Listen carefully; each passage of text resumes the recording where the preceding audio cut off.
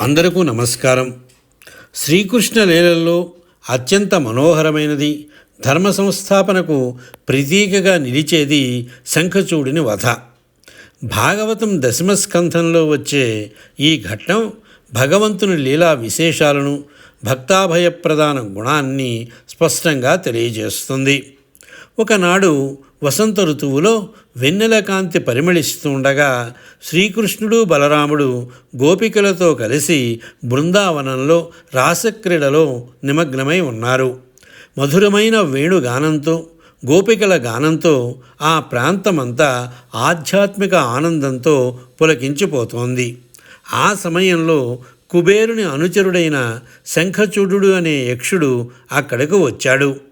అతడు తన గర్వంతో, కామ వికారంతో శ్రీకృష్ణ బలరాముల సమక్షంలోనే గోపికలను అపహరించి ఉత్తర దిశగా పారిపోవడం ప్రారంభించాడు. దీనంగా రోదిస్తున్న గోపికల ఆర్తనాదాలు విన్న సోదరులిద్దరూ వెంటనే వారిని కాపాడడానికి నిశ్చయించుకున్నారు. కృష్ణ బలరాములు భయంకరమైన కాలమృత్యువుల వలె విజృంభించి దారిలో ఉన్న పెద్ద సాలవృక్షాలను చేతుల్లోకి ఆయుధాలుగా తీసుకున్నారు. భయపడుతున్న గోపికలకు అభయమిస్తూ శంఖచూడుని పైకి లంఘించారు. గ్రద్దన సాలవృక్షములు గైకొని బల్లిదులనదమ్ములా ఇద్దరు కాలమృత్యువులయే పునలేచని యొడకుండుడో ముద్దియలారయంచు తను ముట్టిన జూచి కలంగి గుహ్యకుండుద్ధవిడిందగంబరచె ఉత్తరమింతులడించి భీతుడై. మహాబలవంతులైన కృష్ణ బలరాములు ఇద్దరూ వెంటనే సాలవృక్షాలను చేతబూని సాక్షాత్తు కాలమృత్యువుల వలె గంభీరంగా నిలిచారు.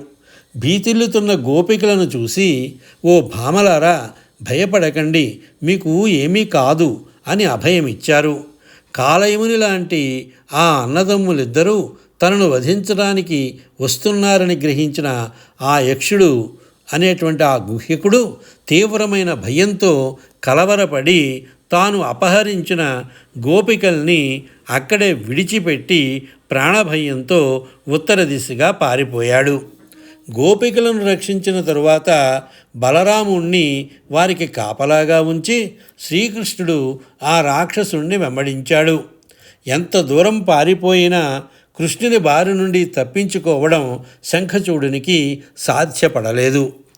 ఓరీ గుహ్యక పోకు పోకుమని రోషోక్తిన్ బకారాతి వాడే రూపంబున ఎందుజొచ్చే ఎటబోయిందోడతానేగి దుర్వారోంచితముష్టి వాని తల త్రవ్వం బట్టి తద్వీరు కోటీరభ్రాచిత రత్నముంగునియే దండిన్ గోపికల్ సుడగన్.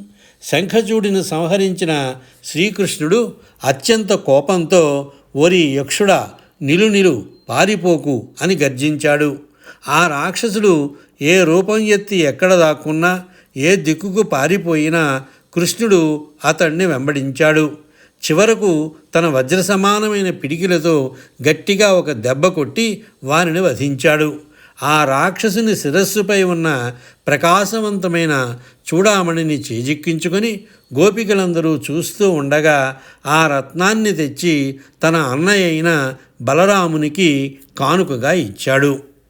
ఈ లీల కేవలం ఒక రాక్షస సంహారం మాత్రమే కాదు, పరస్త్రీలను అపహరించే కామాంధులకు, అహంకారులకు దైవశిక్ష తప్పదని ఈ ఘట్టం నిరూపిస్తుంది.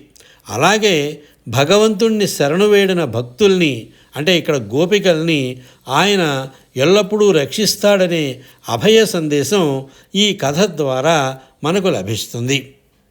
విన్నారు కదా? బాగుంటే లైక్ చేయండి. మరిన్ని శ్రీకృష్ణ లీలల కథల కోసం ఈ ఛానల్ని ఇప్పుడే సబ్స్క్రైబ్ చేసుకోండి. సర్వే జనా సుఖినో భవంతు. స్వస్తి.